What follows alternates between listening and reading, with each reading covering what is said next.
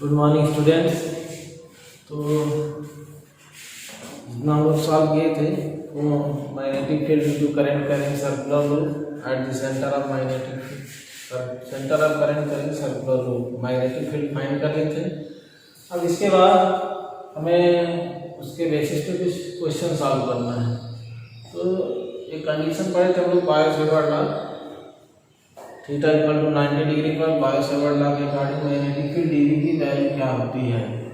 तो उसी बेसिस पे हमें एक क्या न्यूमेरिकल सॉल्व करना है। एग्जांपल 4.5 जो 3 नंबर तक रहता है। एग्जांपल 4.5 जो बायो सेवर्ट लॉ के अकॉर्डिंग सिंपली सॉल्व करना है। तो हमें पता है बायो सेवर्ट लॉ के अकॉर्डिंग अगर थीटा 90 डिग्री हो तो मैग्नेटिक फील्ड डीबी का मैग्नीट्यूड कितना होता है। Magnitude DB equal to mu naught upon 4 pi I D L upon R square. ये फार्मूला होता है थीटा इक्वल टू 90 डिग्री के लिए। अगर कहीं भी हमें मैग्नेटिक फील्ड डीवी निकालना है तो ये फार्मूला यूज होगा। अब इसी के बेसिस पर एक एग्जांपल दिया हुआ है जिसके लिए फिगर भी बना हुआ है। एग्जांपल नंबर 4.5, इसमें फिगर का अरेंजमेंट दिखाया है कि सर 90 डिग्री का एंगल मारेगा तो फिगर बना दे रहे हैं। ये अलोंग एक्स एक्सिस है और ये अलोंग वाई एक्सिस है। क्वेश्चन के रिगार्डिंग फिगर दिया है। तो करना क्या इसमें, यहाँ पे एक छोटा सा एलिमेंट लिया गया है अलोंग एक्स एक्सिस जिसका लेंथ कितना है डेल्टा एक्स लेंथ है और यहाँ से 0.5 मीटर के डिस्टेंस पर हमारा कोई पॉइंट पी है। पॉइंट पी क्या है 0.5 मीटर डिस्टेंस पे है। इस एलिमेंट डीएल को भी कह सकते हैं। और इसमें करंट कितना फ्लो हो रहा है आई इक्वल टू 10 एम्पियर। इस वायर में जो करंट फ्लो हो रही है आई इक्वल टू 10 एम्पियर की करंट फ्लो हो रही है। तो हम इस फिगर से देख सकते हैं कि जो मैग्नेटिक फील्ड डीवी कितना होगा due to element delta X at point P. तो क्योंकि यहाँ पे आई डी एल और आर के बीच ये आर की वैल्यू की एंगल कितना है 90 डिग्री। 90 डिग्री पर हमें डीवी निकालना है तो सीधे फॉर्मूला यूज करेंगे। तो फॉर्मूला है कौन से यूजिंग बायो सेवर्ट लॉ। तो लिख लेंगे इसमें यूजिंग बायो सेवर्ट लॉ। ये फार्मूला हमें पता है। अब इसी फार्मूले के बाद हमें यहाँ से सब वैल्यू पुट कर लेना है। तो पॉइंट पी पर magnetic field DV integral delta X पता चल जाएगा। हम डेल्टा एक्स लिखे मान लिया डी एल, उससे कोई दिक्कत नहीं है। तो हमें पता है म्यू नॉट अपॉन 4 पाई की वैल्यू क्या होती है 10 टू द पावर -7, जिसको हम पीछे पढ़े थे। यहाँ पे करंट की वैल्यू कितनी है क्वेश्चन में लिख दिया आई इक्वल टू 10 एम्पियर। यहाँ कितना हो जाएगा 10। फिर इस डीएल एलिमेंट का लेंथ दिया हुआ है यहाँ पे कितना है, यहाँ पे 1 सेंटीमीटर।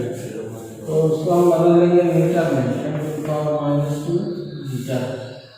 1 सेंटीमीटर को चेंज करके रखेंगे पान। ये आर की वैल्यू कितना है यहाँ फिगर से दिख रहा है कितना आर मतलब डिस्टेंस उस पॉइंट पी का। तो कितना है 0.5 का स्क्वायर। फिगर जो बना हुआ उसी के अकॉर्डिंग मैग्नेटिक फील्ड डीवी निकालना है एट पॉइंट पी। तो अगर हम इसको सॉल्व करें तो टेस्ला में हमारा मैग्नेटिक फील्ड आएगा और इसकी जो वैल्यू होगी 4 × 10⁻⁸ टेस्ला। 4 × 10⁻⁸ टेस्ला। ये इसको सॉल्व करना है, ज़्यादा उसमें एक्सरसाइज क्या नहीं है। ये फिगर बनाएंगे और उसके अकॉर्डिंग मैग्नेटिक फील्ड डीवी कितना निकालेंगे। तो एग्जांपल पूरा हो गया 4.5। यहाँ पे नोट कर लेंगे इसको।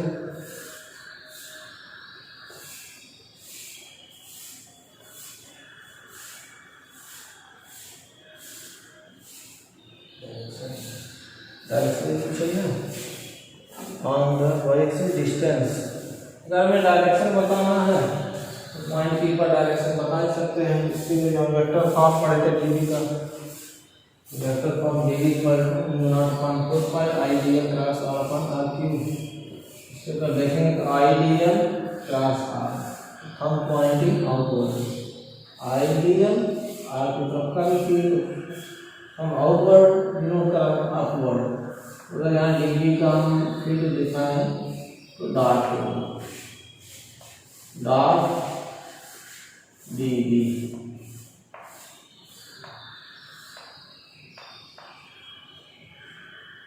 नेगेटिव फील्ड डीवी जो है डॉट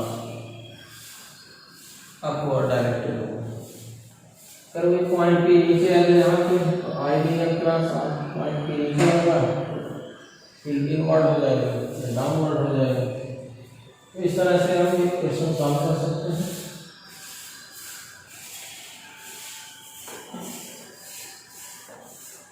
ये पूरा हो एग्जाम्पल 4.5।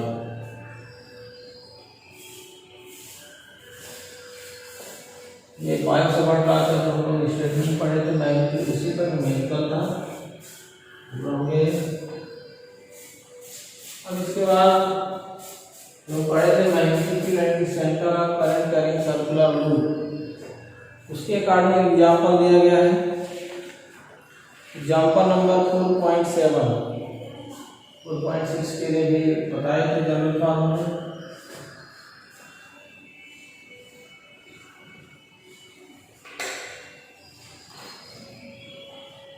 तो एग्जाम्पल नंबर 4.7 उसमें पूछा है कि magnetic field at centre of current carrying circular loop कितना होगा अगर उसमें n टर्न्स का सर्कुलर वायर है तो n टर्न्स का सर्कुलर वायर के लिए मैग्नेटिक फील्ड का फार्मूला पता है, V बराबर म्यू नॉट, अगर n टर्न्स है तो n भी कंसीडर कर लेंगे, Ni/2 n अगर 1 रहेगा तो म्यू नॉट I/2 आ रहेगा, अगर n टर्न्स दिया हो तो म्यू नॉट Ni/2 आ। इस तरह से मैग्नेटिक फील्ड फाइंड करना है। एग्जाम्पल नंबर 4.7 में इसको कर लेंगे, कोई दिक्कत नहीं है। सिंपली इसी फार्मूले में रख करके सॉल्व करना है।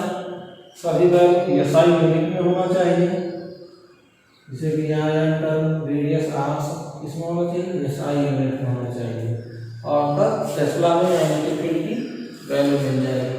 इस तरह एग्जाम्पल को कर सकते हैं, कोई दिक्कत नहीं है। एग्जाम्पल 4.7, 4.6 में भी जो जनरल फार्मूला है मैग्नेटिक फील्ड का फाइंड करने का, सर्किल, कंप्लीट सर्किल या हाफ सर्किल, उसके अकॉर्डिंग फार्मूला यूज करके सॉल्व कर सकते हैं। इसी तरह एक्सरसाइज का जो फर्स्ट क्वेश्चन है वो भी इसी फार्मूले के अकॉर्डिंग था, तो इसको कर लीजिए इस तरह। अब नेक्स्ट एक हेडिंग लिखेंगे हम लोग,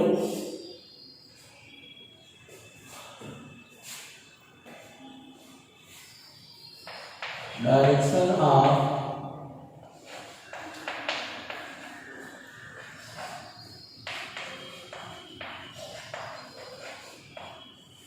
magnetic field lines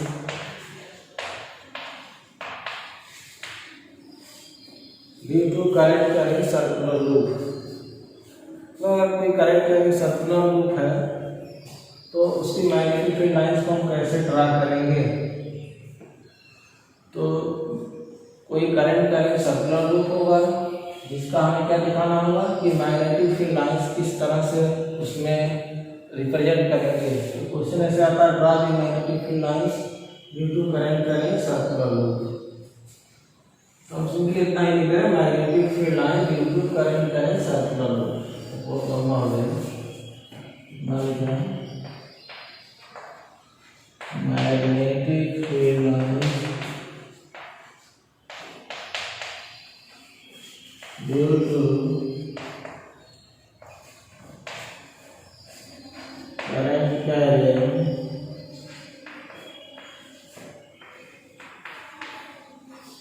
circular loop। तो इसका हमें ड्रा करना है। करंट कैरिंग सर्कुलर लूप अगर है तो उसकी मैग्नेटिक फील्ड लाइंस को हम कैसे ड्रा करेंगे। तो उसको ड्रा करने के लिए हमें फिगर बनाना है, और इसका फिगर जो है पेज नंबर 146 पे बना भी हुआ है। तो हम करेंगे क्या, एक सर्किल बनाएंगे जो कि वर्टिकल प्लेन में होगा। सर्कुलर पार्ट बनाएंगे किस प्लेन में होगा, वर्टिकल प्लेन। वर्टिकल प्लेन मतलब इस ब्लैकबोर्ड के प्लेन में बनाया कैसे होता है, सर्कुलर पार्ट ब्लैकबोर्ड के प्लेन में है।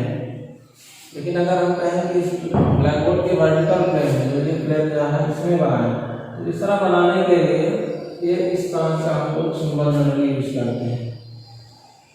ऐसे ये रिप्रेजेंट करेगा हमारा कि वर्टिकल प्लेन में, अगर इलिप्टिकल से बनाया जाए तो ये इस तरह जो प्लेन यहाँ पास होगा उसमें ऐसे फिगर मतलब बना होगा। तो इलिप्टिकल बनाते हैं तो इसे थोड़ा सही बनाते हैं। तो इसका फिगर से देख के बना सकते हैं। ये मान लिया हमारा वर्टिकल प्लेन में करंट कैरिंग सर्कुलर लूप है, जिसमें करंट आई इस तरह से पास हो रही है। इसमें ये होता है कि इस वर्टिकल प्लेन को जो बनाए तो कौन सा फ्रंट साइड में, कौन सा बैक साइड में है। इसके लिए तो चाहे थोड़ा सा क्या कर सकते हैं, ये फ्रंट साइड वाले को यहाँ पर थोड़ा सा ठीक रखते हैं इसे, इसके रिस्पेक्ट में इस साइड को थोड़ा सा ठीक कर देंगे, जो रिप्रेजेंट करेगा कि ये फ्रंट साइड में है और ये वाला बैक साइड में है। क्योंकि सर्किट हमारे पास हो रही है इस तरह से, जो यहाँ से पार्ट जा रहा है उसका यहाँ पे है और जो यहाँ से पास हो रहा है ये वाला पार्ट है। इस तरह से हमें आइडेंटिफाई करने के लिए कौन फ्रंट साइड कौन बैक साइड में है। फ्रंट साइड को ठीक बना देते हैं, बैक साइड को ठीक बनाते हैं। तो अगर इसमें करंट इस तरह से पास हो रही है तो अगर हम राइट हैंड थंब रूल से देखें, इसको हम नोट कर लेंगे, तो अगर हम अपने राइट हैंड के पाम को कर्ल करें इन डायरेक्शन ऑफ करंट, तो जो थंब होगा वो give the direction of magnetic field. तो यहाँ इस समय जो मैग्नेटिक फील्ड लाइन्स होंगी ऐसे यहाँ आप इस प्लेन में ऐसे इस तरह से बनाएंगे। तो बना रहे हैं पहले उसमें देखिए, जैसे ये मैग्नेटिक फील्ड लाइन्स हो गया, इसी तरह बाकी जो बनाएंगे थोड़ा सा इसे कर लूँगी और एक और फील्ड लाइन दिखा देने के लिए पूरा कंप्लीट सर्कुलर फॉर्म हो गई है। इसी तरह इस साइड में भी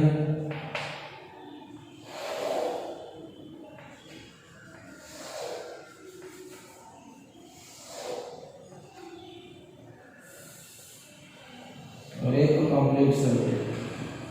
इस तरह से यहाँ बनाया गया है। ये डायरेक्शन ऑफ मैग्नेटिक फील्ड बनाया गया है due to current carrying circular loop. अगर कोई करंट कैरिंग सर्कुलर लूप है, इसमें करंट इस तरह से फ्लो हो रही है, उसकी मैग्नेटिक फील्ड लाइंस को कैसे हम रिप्रेजेंट करेंगे, कैसे ड्रा करेंगे, ये इस तरह फिगर बनाना रहेगा। अब ये हम ये लाइन का दिखा रहे हैं, ये जो कंप्लीट दिखा है क्योंकि ये मैग्नेटिक फील्ड लाइंस है तो क्लोज लूप बनाती हैं। ये क्या होगा, थोड़ा और दूर भी घूम से आएंगे तब क्लोज लूप बनाएंगे, और दूर से घूम जाएंगे बनाएंगे, और दूर से घूम जाएंगे बनाएंगे। क्लोज लूप बनाना कंपल्सरी होता है और ये फाइनाइट तक जाएगा फिर इनफाइनाइट से वापस आएगा। सिंपली ये क्या करना है, ड्रा कर देना है तो ये पूरा हो जाएगा। तो कैसे हम ड्रा करते हैं, मैग्नेटिक फील्ड लाइन करेंगे सर्कुलर लूप। और ये फिगर जो है ये नंबर 146 पर बना हुआ है, कैंसिल बना सकते हैं, यहाँ बना सकते हैं। तो ये इतना करना था, इसको पूरा भी इसको बना लेंगे। फिर इसके बाद ये जो डायरेक्शन हमने फील्ड का देखा है इसके लिए रूल लिखेंगे।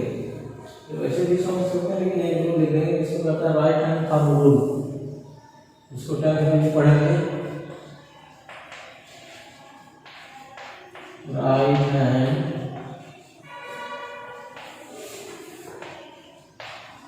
Thumb rule.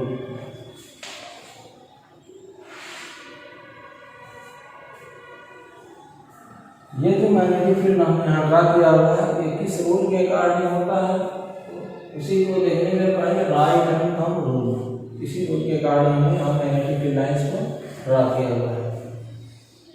जिसमें जो थिक लाइन होगा वो फ्रंट साइड को डिनोट करेगा, जो थिन लाइन होगा वो बैक साइड को डिनोट करेगा, क्योंकि ये सर्किल इस तरह से बना हुआ है वर्टिकल प्लेन में। अब right hand thumb rule next है, इसमें लिखेंगे क्या है राइट हैंड थंब रूल, इसमें लिखना है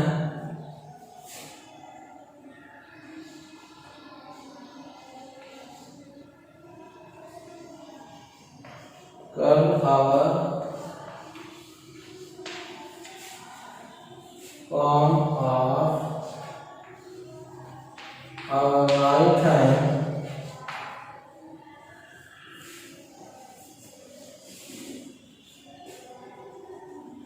and right hand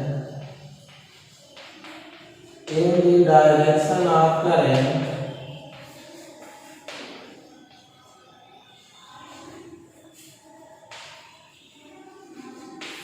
मतलब राइट हैंड को क्या करें, करंट के डायरेक्शन में इसमें कर्व करें, राइट हैंड को करंट के डायरेक्शन में कर्व करें। तो ये curve our palm of our right hand in the direction of current, then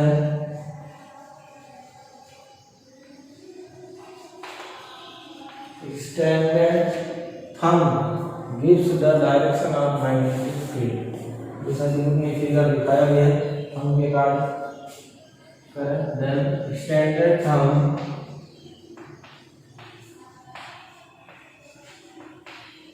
gives direction of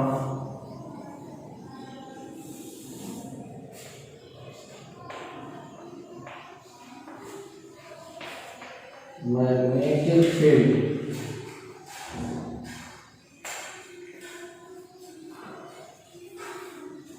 तो अगर करंट करंट सर्कुलर वायर इधर करंट फ्लो हो रहा है, अपने राइट हैंड को फॉर्म को ऐसे करंट के डायरेक्शन में ऐसे रखें, तो स्टैंडर्ड थंब जो होगा करंट का डायरेक्शन, जैसे हमने फिगर बनाया था तो उसमें थंब अपवर्ड होगा। अगर उसमें करंट का डायरेक्शन ऐसे चेंज कर दें इस तरह से, हम फिगर ऐसे रखेंगे तो थंब क्या होगा, डाउनवर्ड पॉइंट करेगा, तो मैग्नेटिक फील्ड लाइन डाउनवर्ड हो जाएगी। तो इस रूल के अकॉर्डिंग हम लोग किसी करंट के सर्कुलर लूप के अकॉर्डिंग मैग्नेटिक फील्ड का डायरेक्शन देखने के लिए यूज करेंगे right hand thumb rule to identify the direction of magnetic field due to current carrying circular loop. फिर अगर केस होगा तो दूसरे रूल यूज करेंगे, लेकिन यहाँ इस केस में राइट हैंड थंब रूल ही यूज करेंगे to identify the current, to identify the direction of magnetic field due to current carrying circular loop. ये नोट कर लेंगे।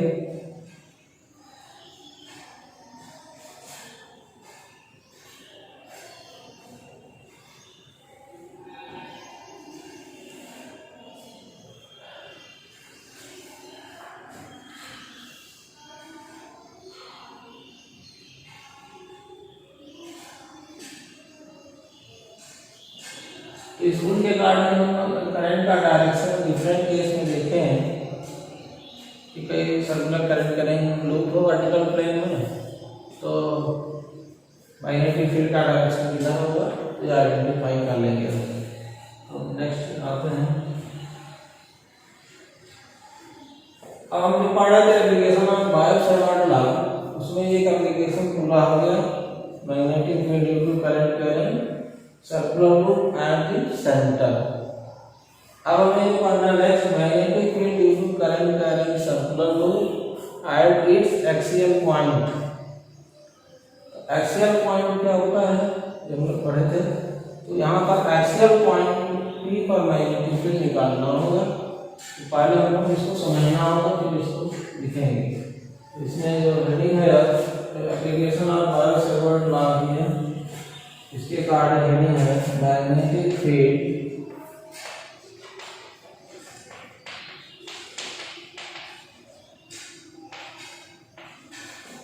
at the axis of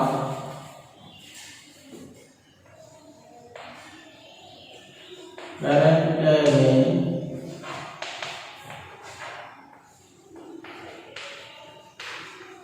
circular loop। Axial point और equatorial point हम पढ़े थे in first chapter, तो उसी तरह यहाँ पे एक्चुअल पॉइंट पे मैग्नेटिक फील्ड निकालना है।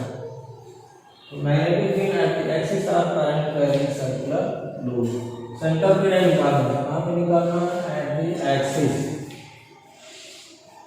तो इसको पहले हम समझ लेंगे, फिगर ड्रा करके कि कैसे फील्ड निकालेंगे, क्या क्या वहाँ प्रोसेस इन्वॉल्व होगा। तो हम जो फिगर बनाएंगे करंट कैरिंग सर्कुलर लूप का, ऐसे इस तरह से बनाएंगे, जो रिप्रेजेंट करेगा कि वर्टिकल प्लेन में हमारा सर्किल है, वर्टिकल प्लेन वाला ये इस तरह से जा रही सर्किल। तब हमारा जो एक्चुअल पॉइंट होगा इसी प्लेन में लाइन करेगा। तो हम लोग क्या करेंगे, इस तरह से इलेक्ट्रिकल फिगर बनाएंगे, इलेक्ट्रिकल सर्किल।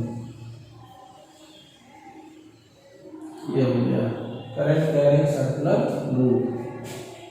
अब यहाँ से इसके एक्सिस के अराउंड मान लिया यहाँ से डिस्टेंस कितना है? x डिस्टेंस से कोई पॉइंट P है, जिससे हमें मैग्नेटिक फील्ड बताना है, सेंटर पे नहीं बताना है। इसमें मान लिया हमें करंट I फ्लो हो रहा है। इस करंट कैरिंग सर्कुलर लूप का जो रेडियस है कैपिटल R है, और यहाँ से पॉइंट P का जो डिस्टेंस है वो स्मॉल।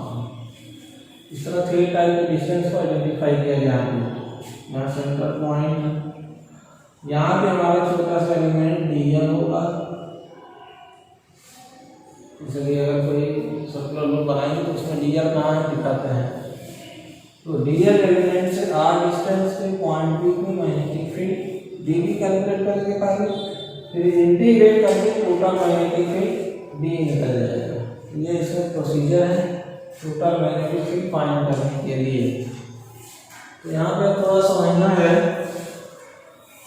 कि जो मैग्नेटिक फील्ड dv होता है ड्यू टू एलिमेंट dl कितना होता है, तो बायो से बढ़ा के गाड़ी हम लिख देंगे। अब कितना मैग्नीट्यूड होगा, जैसे जनरल फार्मूला लगे dv mu naught 4 pi I dl r square into sine theta. Theta 90 नहीं है तो साइन थीटा के अकॉर्डिंग में वैल्यू होगा। यहाँ देखना कि इस एक्सप्रेशन के लिए थीटा की वैल्यू क्या होगी, और कैसे मैग्नेटिक फील्ड के डायरेक्शन में कितना लगा, कितना कैंसिल आउट होगा। तो अगर हम इस रियल एलिमेंट का मैग्नेटिक फील्ड dv देखें तो इस तरह से अगर हम देखते हैं फिंगर करके, क्योंकि ये करंट कैरिंग वायर है और ऐसे इस तरह मान लिया जा रहा है, तो आइडियल क्रॉस R इस तरह से करना पड़ेगा। और ये हम मान लिए इस समय यहाँ एक फ्रंट साइड है जो थोड़ा सा थिक है, ये थिक है, तो ये ऐसे जाएगा। तो हमें फिंगर ऐसे करना पड़ेगा। तो ideal current into element ideal, और R को इस तिरछा इस तरह से आइडियल क्रॉस R। तो जो मैग्नेटिक फील्ड dv है वो किसी एंगल पे लाई करेंगे, यहाँ पॉइंट P पे, उस एक्सिस के अलावा नहीं होगा। तो इसके अकॉर्डिंग हमें dv को यहाँ दिखाया गया है।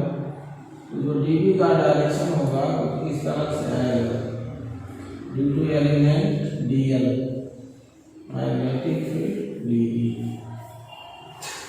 इसी समझना कि कैसे इस तरह है, क्योंकि इस तरह का फिगर करेंगे तो आइडियल अगर ये सीधा होता है तो हमें आइडियल क्रॉस R ऐसे भी सीधे भी आता है यहाँ पॉइंट पे, लेकिन चूंकि इसके सिर्फ थोड़ा नीचे है तो हमें आइडियल क्रॉस R ऐसे हम फील्ड क्या है, थोड़ा सा किसी एंगल पे आएगा dv। जब किसी एंगल पे आएगा तो हम क्या करेंगे, इसका कंपोनेंट कर देंगे, हॉरिजॉन्टल और एक वर्टिकल।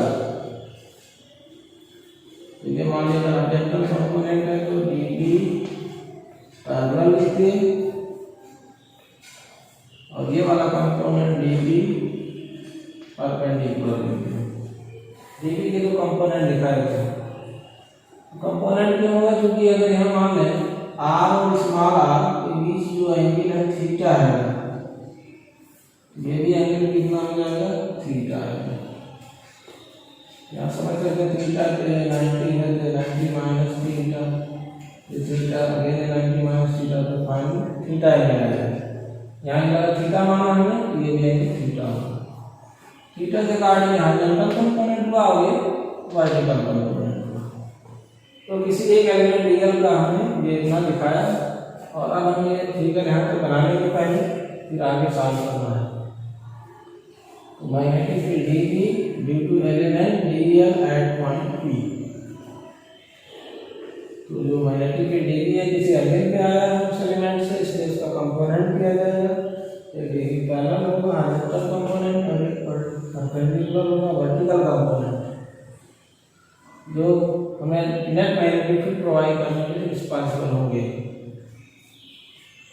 तो अब ये जो डीबी की वैल्यू है इस डीएल एलिमेंट से यहाँ पे कितना होगा, हमें इस फॉर्मूले से पता चलेगा बायोसवार्ट लॉ से। तो अब ये देखेंगे कि एंगल यहाँ थीटा कितना है। ये एंगल थीटा बन रहा है किसके किसके भी देखना है, तो आइडियल और आर के बीच। हम वेक्टर फॉर्म देखें डीबी का, किसके किसके बीच देखना रहता है, आइडियल, ये आइडियल एलिमेंट और आर के बीच है। तो कितना एंगल बन रहा है ये कंफ्यूजन है, ये थीटा एंगल है। ये थीटा एंगल किसके बीच है, theta angle between small r and capital R. हमें किसके बीच एंगल चाहिए, हम चाहे तो इसका वेक्टर फॉर्म लिख दें पहले, ये देखने के लिए कि एंगल किसके बीच चाहिए होता है। ये ना का 4 pi I DL cross R upon R. तो डीएल और आइडियल और आर के बीच एंगल चाहिए। आइडियल और आर के बीच एंगल मतलब ये आइडियल एलिमेंट जो यहाँ पे बना हुआ और ये रेडियस वेक्टर आर, इसके बीच एंगल चाहिए। तो इसको हम समझने के लिए इसे देख सकते हैं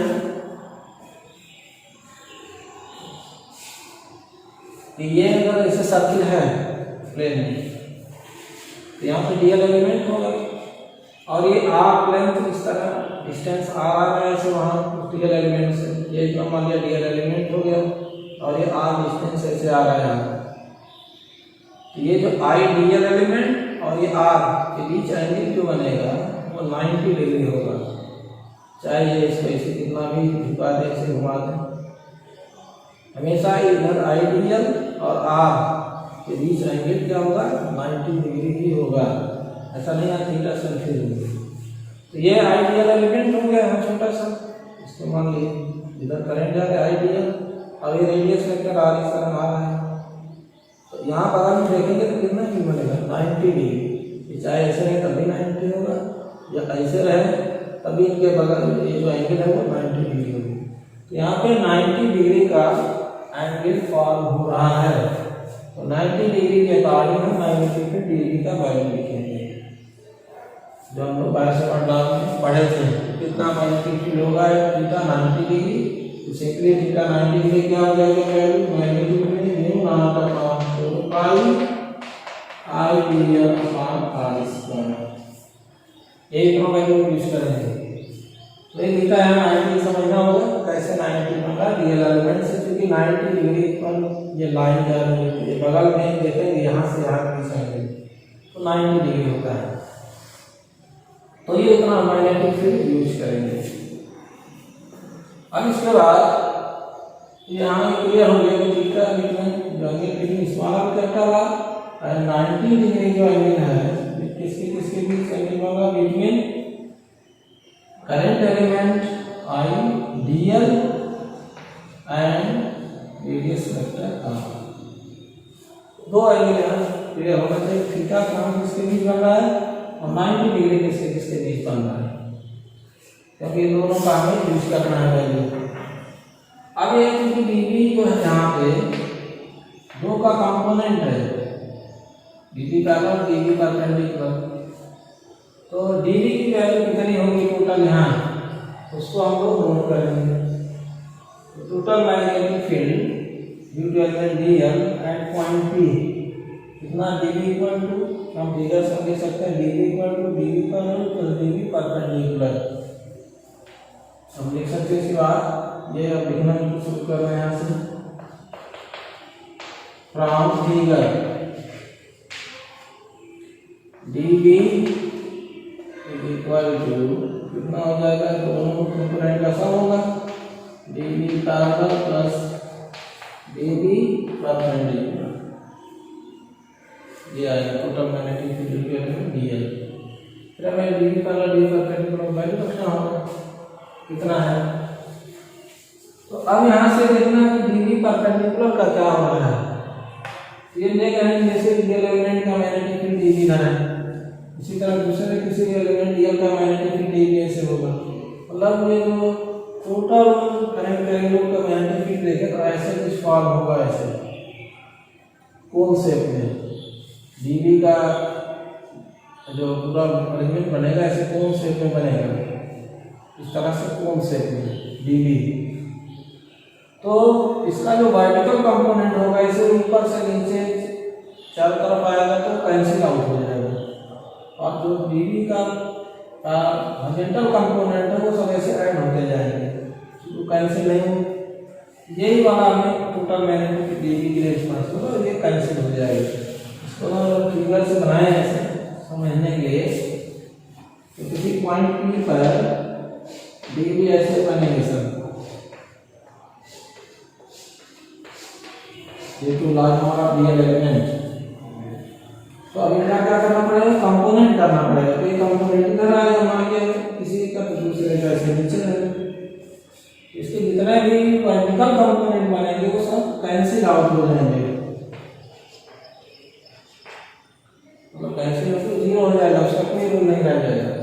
मान लीजिए हॉरिजॉन्टल कंपोनेंट है उसी का हम यूज कर पाएंगे। ये पहले में हम क्लियर कर लेंगे। ये अपने हम क्या dB पैरेलल की वैल्यू भी लिख देंगे हम यहाँ से, तो कितना होगा in terms of dB cos theta plus ये टर्म क्या हो गया 0। ये तो याद है कितना simple dB cos theta equation number 1। नीचे जाने में देखेंगे क्या हो गया, कैंसिल हो गया dB परपेंडिकुलर। ये फिगर बनाना है, यहाँ से इतना लिखना है। क्यों कैंसिल हो गया, क्योंकि vertical component will be cancel out, इसलिए उसको जीरो कर दें। यहाँ फिगर होता है, यहाँ लिखेंगे चाहे नीचे टीका वर्टिकल कंपोनेंट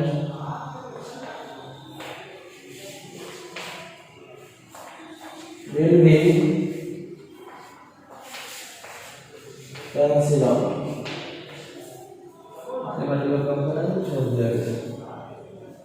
अब फिगर से हमें dB का और का फिगर का वैल्यू रख के यहाँ रख देना और इंटीग्रेट करना तो हमारा रिजल्ट आ जाएगा। और इस dB का वैल्यू बाहर से बढ़ना से लिखेंगे, cos थीटा भी फिगर से लिखेंगे, इक्वेशन में रिजल्ट आएगा हमारा। उसके बाद यूजिंग बायो सेगमेंट लॉ,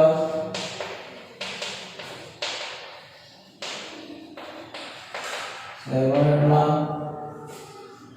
ये एलिमेंट का जो मैग्नेटिक फील्ड dB होगा mu naught upon 4 pi ideal upon r square, क्योंकि थीटा क्या है 90 डिग्री, तो लिख दे रहे हैं यहाँ sin 90 डिग्री। 90 डिग्री के बाद dB की वैल्यू वहाँ पे होगी, और फिगर से cos थीटा कितना होगा, जब cos थीटा निकाल देंगे कितना हो जाएगा base upon hypotenuse capital R by small r। अब ये वैल्यू दोनों कहाँ रख देंगे, यूजिंग इक्वेशन 1 जो dB नेट है और dB और dB cos थीटा वैल्यू रखते हैं, तो मान upon 4 pi ideal upon r square sin 91 होगा into cos theta capital R by small.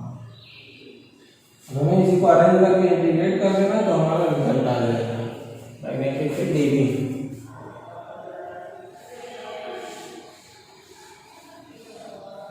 तो हम इक्वेशन 1 तक रख दिया है, ये आया, उसी को हम अरेंज कर देंगे तो dB कितना हो जाएगा इसको अरेंज करके इंटीग्रेट करना है। 4 पाई आई आर अपॉन नीचे R cube into element DL. DL को अलग कर दीजिए, इसी खाली इंटीग्रल होगा। तो फिर करेंगे क्या, देखो total magnetic field eight point P। तो टोटल के लिए क्या करेंगे, इंटीग्रेट करेंगे। Integral of D left side में हो गया, और इसमें इंटीग्रल किसका होगा, खाली डीएल का होगा, क्योंकि बाकी का कांस्टेंट है। आई आर की इंटीग्रल ऑफ डीएल, और integral of DL means here 2 pi R. ये कितना हो जाएगा इधर, ये टोटल मैग्नेटिक फील्ड आ जाएगा बी, लेकिन आपका 2 pi I R upon R cube into real का इंटीग्रल आएगा एल, और एल की वैल्यू क्या होगी, 2 पाई कैपिटल आर। यहाँ भी डालेंगे एल की वैल्यू 2 पाई आर। इसी को अगर सॉल्व करें तो 2 पाई से मिल जाएगा, तो आ जाएगा mu naught I R square upon 2 R cube. ये बस दिया देते हैं,